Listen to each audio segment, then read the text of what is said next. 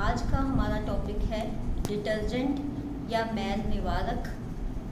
कई शताब्दियों तक साबुन के द्वारा ही कपड़ों को साफ़ किया जाता था, लेकिन उसके बाद आजकल हम डिटर्जेंट या मैल निवारकों का प्रयोग भी कपड़ों को साफ़ करने के लिए करते हैं। इनसे ये फ़ायदा होता है कि ये कपड़ों को आसानी से कम मेहनत में ही साफ़ कर देते हैं और कपड़े से मैल खींचकर बाहर निकाल देते हैं, जिससे कपड़े जल्दी साफ़ हो जाते हैं। मैल निवारक जो होती हैं ये तरल और साबुन दोनों रूप में पाउडर के रूप में तरल और पाउडर के रूप में मिलते हैं। और दूसरा ये प्राकृतिक भी हो सकते हैं, संश्लेषित भी हो सकते हैं। इनके बारे में अब हम यहाँ पे पढ़ेंगे। सबसे पहला है कि इनकी विशेषताएं क्या हैं। इनकी विशेषताएं ये हैं कि ये अच्छी धुलाई करते हैं। पानी चाहे कठोर जल हो, कठोर जल में साबुन झाग नहीं बनाता, लेकिन हार्ड वाटर या कठोर वाटर में हमारे मैल निवारक अच्छी झाग बना देते हैं, कपड़ों की धुलाई हो सकती है। दूसरा इसकी ये विशेषता है कि इसको हम मशीन में प्रयोग कर सकते हैं, जबकि साबुन को हम मशीन में यूज़ नहीं कर सकते। तीसरा, ये गर्म और ठंडा दोनों तरह के पानी में यूज़ कर सकते हैं।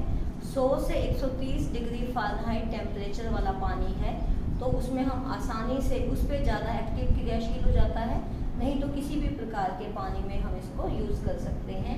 चौथा पॉइंट है, ये कपड़ों में से आसानी से निकल जाता है पानी के साथ। जब हम कपड़ों पर सर्फ डिटर्जेंट लगाकर धोते हैं, साफ़ करते हैं मैल निवारक, तो मैल निवारक कपड़े में आसानी से निकल जाता है साबुन की तुलना में। इसलिए कम पानी से भी कपड़ों को आसानी से हम धो सकते हैं। उसके बाद है ये कोमल और रंगीन कपड़ों, कलर्ड कपड़ों पर भी ये आसानी से हम यूज़ कर सकते हैं। नेक्स्ट है प्रकार। मैल निवारक या डिटर्जेंट के प्रकार दो प्रकार हैं, नेचुरल या प्राकृतिक, दूसरा सिंथेटिक या संश्लेषित। पहला नेचुरल में 3 है, रीठा, शिकाकाई और छानबूला। रीठा जो है इसका मीडियम हल्का अम्लीय होता है, जबकि साबुन जो है वो क्षारीय होता है। तो इसको हम प्रोटीन वाले जानवर तंतुओं पर आसानी से यूज़ कर सकते हैं, जैसे कि हमारे ऊन और रेशम है। इसके अलावा कलर्ड कपड़ों पे, सूती रंगीन कपड़ों पे यूज़ कर सकते हैं, और इसको हम यूज़ कर सकते हैं जरी वाले कपड़ों पर। ये एक सस्ता साधन है, ये कठोर जल में भी झाग बना देता है और लेकिन सफ़ेद कपड़ों पे ये पीलापन ले आता है।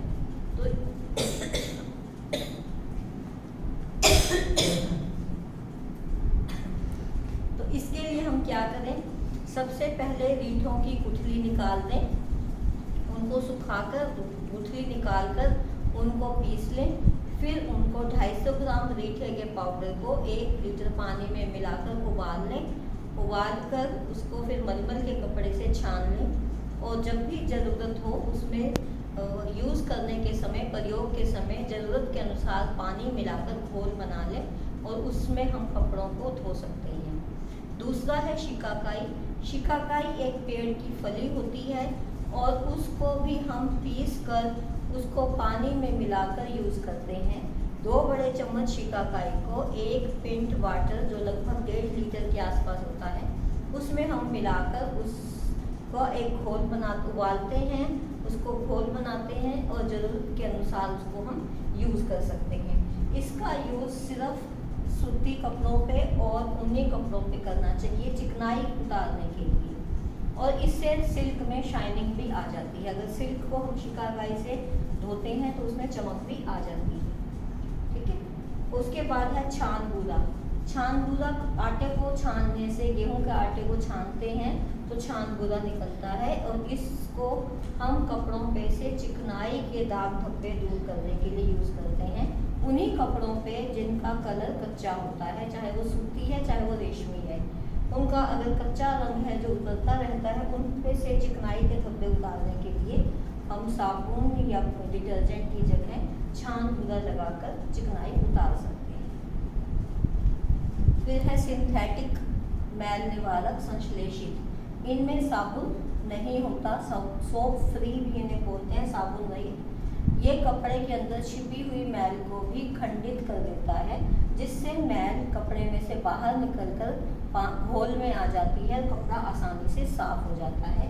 इसके उदाहरण हमें बाजार में कई तरह के मिलते हैं, एरियल, सर्फ, डेट, टाइड और कोई दूसरे भी कई नाम होते हैं, और लिसापोल जो होता है वो भी इसी का प्रकार है। फिर है साबुन का उत्पादन, मैल निवारक या डिटर्जेंट का उत्पादन। इसको बनाने का सिद्धांत जो था वो साबुन बनाने के सिद्धांत के अनुसार ही इसकी शुरुआत की गई, उसको आधार मानकर इसका यूज़ किया जाने लगा, प्रयोग उत्पादन के लिए खोज की गई। तो आधार क्या था? साबुन दो चीज़ों से बनता है, एक तो उसका दो अणु होते हैं, सोडियम से बना हुआ, दूसरा है स्टीरेट। जो सोडियम से बना हुआ है वो पानी में घुलनशील होता है, जो स्टीरेट होता है वो वसा में घुलनशील होता है। तो इनको मिलाकर साबुन बनता है। इसी को आधार मानकर डिटर्जेंट बनाए गए। डिटर्जेंट बनाने के लिए हमने जो पदार्थ लिया वो तेल के कुओं से जो कच्चा तेल निकलता है, उस कच्चे तेल से हाइड्रोकार्बन या पेट्रोकेमिकल्स जो हैं वो लिए जाते हैं। उसके अंदर ऑक्सीजन, हाइड्रोजन और सल्फर, इनको मिलाया जाता है और उससे फिर डिटर्जेंट तैयार करते हैं। उत्पादन की विधि कैसे हम बनाते हैं? सबसे पहले हमने वसीय अम्ल, फैटी एसिड वसीय अम्ल लिया, उसके अंदर हाइड्रोजन गैस को मिलाया, इससे हमारा वसीय एल्कोहल, फैटी एल्कोहल बन गया। उसके बाद हमने इस वसीय एल्कोहल के अंदर कोई भी गंधक युक्त वसा अम्ल मिलाया।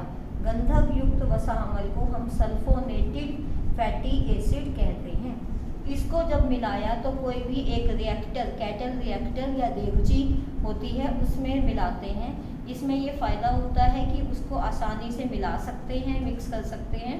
दूसरा, हम टेम्परेचर को भी कंट्रोल कर सकते हैं, कितना तापमान हमें रखना है। उसको मिलाने से हमारा क्या बन गया फिर? सल्फोनेटेड फैटी एल्कोहल, सल्फोनेटेड वसीय एल्कोहल। ये एक बहुत ही गहरे रंग का गाढ़ा चिकना पदार्थ होता है, और जब ये बनता है तो बहुत ज़्यादा गर्मी या ऊष्मा पैदा होती है, और उसको फिर हमें ठंडा करना पड़ता है। जब हम देगची में इनको मिलाते हैं तो सल्फोनेशन की क्रिया शुरू होती है, और सल्फोनेटेड फैटी एसिड बना, जो गहरा गाढ़ा चिकना पदार्थ है, उसमें ज़्यादा गर्मी जो पैदा हो उसको ठंडा करेंगे। फिर उस गाढ़ा मिश्रण को जब ठंडा हो गया, जो सल्फोनेटेड फैटी अम्ल था, उसके अंदर फिर हम कास्टिक सोडा या कास्टिक पोटाश, दोनों में से कोई एक चीज़ मिलाएंगे।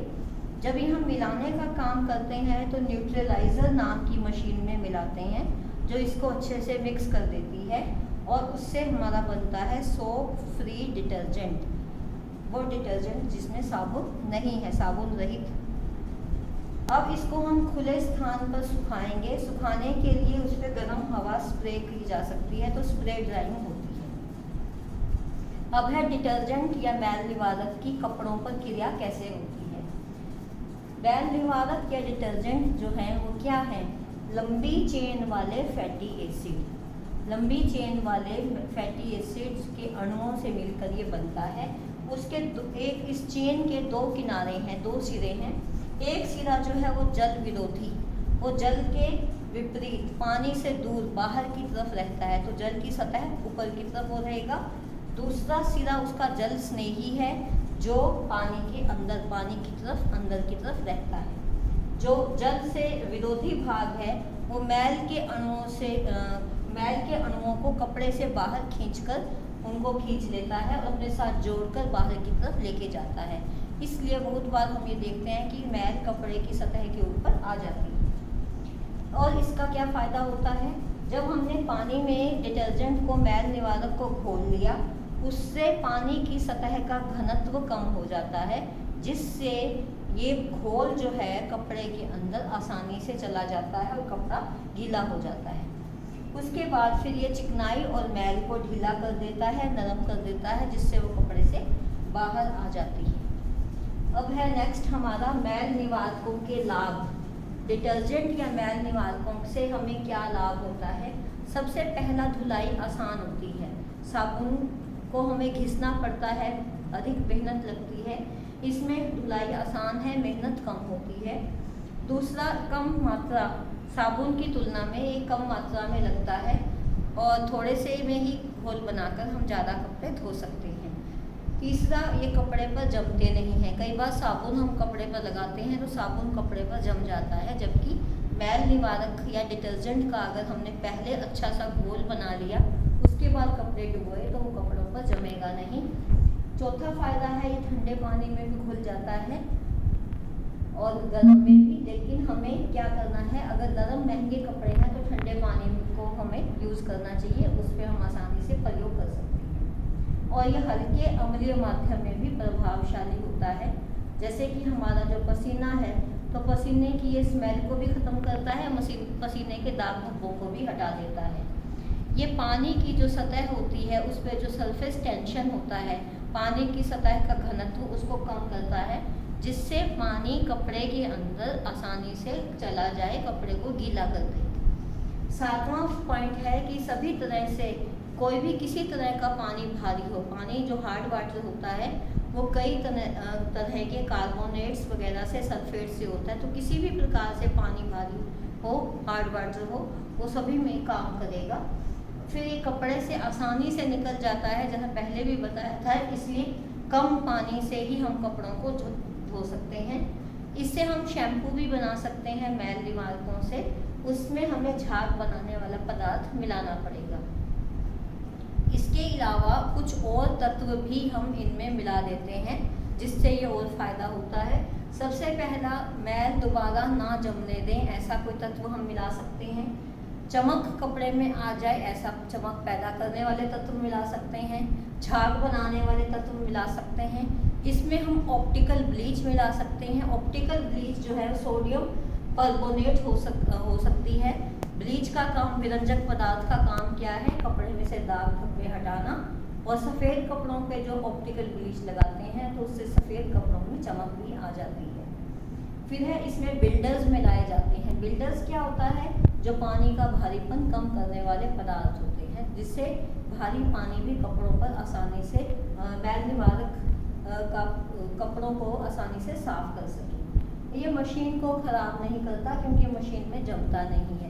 इसके लिए इसमें दो पदार्थ मिलाए जाते हैं, सोडियम सिलिकेट और सोडियम सल्फेट। और फिर इसमें हल्की सी सुगंध मिलाई जाती है, जैसा आजकल आप देखते हैं जब भी हम मशीन में कपड़े धोते हैं या घर में डिटर्जेंट से धोते हैं तो हल्की सी खुशबू बाथरूम में, कपड़ों पे और आसपास फैल जाती है, जिससे काम करने वाले व्यक्ति को, गृहिणी को अच्छा लगता है। अब है साबुन और मैल निवारक में भिन्नता, दोनों में क्या अंतर है। साबुन बनते हैं अक्षार के द्वारा वसा तोड़ने की क्रिया से। मैल निवारक जो है वो कार्बनिक यौगिक होते हैं। साबुन कठोर जल में झाग नहीं बनाते, मैल निवारक कठोर जल में भी क्रियाशील होते हैं। तीसरा, साबुन सस्ते होते हैं, मैल निवारक महंगे होते हैं, लेकिन थोड़े लगते हैं तो यूज़ में फिर ज़्यादा फर्क नहीं पड़ता। ये ऊन और सिल्क पे साबुन उपयुक्त नहीं होता। मैल निवारक को हम ऊन के ऊपर, सिल्क के ऊपर और कोई भी नरम तंतु से बना हुआ कपड़ा है उस पर भी इसको यूज़ कर सकते हैं। पांचवा पॉइंट है, साबुन से कपड़े धोने में ज़्यादा पानी लगता है और मैल निवारकों से कपड़े धोने में कम पानी लगता है। छठा पॉइंट है, ये गर्म पानी में अधिक क्रियाशील होते हैं साबुन। मैल निवारक गर्म ठंडे दोनों पानी में क्रियाशील होते हैं। साबुन का प्रयोग हम मशीन में नहीं कर सकते, लेकिन मैल निवारकों का प्रयोग हम मशीन में भी आसानी से कर सकते हैं। फिर है ध्यान देने योग्य बातें। अगर हमें ज़्यादा फायदा उठाना है, पूरा लाभ उठाना है मैल निवारकों से, तो कुछ बातों को ध्यान रखना चाहिए। सबसे पहले जो भी हमारा पैकेट है, डिब्बा है, उसके ऊपर जो भी इंस्ट्रक्शंस लिखी हुई हों, निर्देश दिए गए हों, उनको अच्छे से पढ़ें, उसके अनुसार उसको हम प्रयोग करें। कितना डालना है और कैसे यूज़ करना है सब पढ़ने के बाद करें। और ये आदत हमें सभी चीज़ों को, पैकेट बंद चीज़ों को यूज़ करते समय करनी चाहिए। अगर हम कपड़ों को आधा घंटा मैल निवारक या डिटर्जेंट के घोल में भिगो देते हैं तो मैल जल्दी उतरता है और मेहनत हमारी और भी कम हो जाती है। सफ़ेद सूती वस्त्र को धोते हैं तो उसको हमें गर्म पानी में भिगो दें तो ज़्यादा अच्छा साफ हो जाएगा।